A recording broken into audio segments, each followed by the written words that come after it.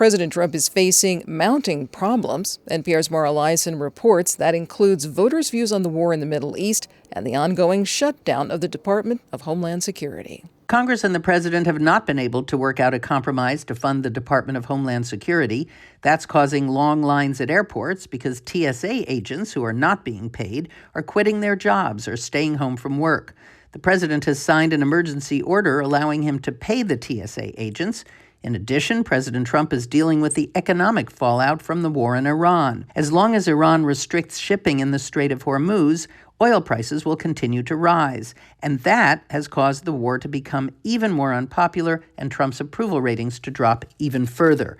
Polls show Trump's base is still solidly behind him, but there are cracks in his MAGA coalition. An AP poll last week showed 1/4 of Republicans saying the war has already gone too far. The president continues to weigh his options around the Strait of Hormuz. NPR's Greg Myrie reports that additional U.S. troops have reached the Middle East and more are on the way. More than 2,000 Marines arrived in the region over the weekend. Another 2,000 or so Marines are on the way by ship.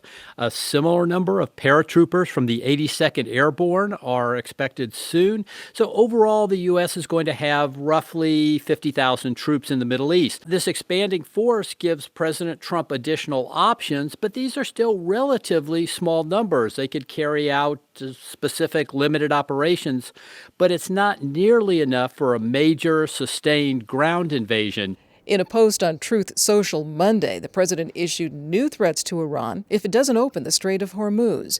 Trump said the U.S. would blow up, quote, all of their electric generating plants, oil wells, and Kharg Island, and possibly all desalination plants.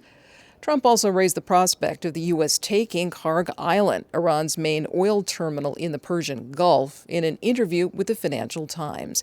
He told a British newspaper that the U.S. could, quote, take the oil in Iran, and that he was considering sending U.S. forces to seize Kharg Island's oil terminal.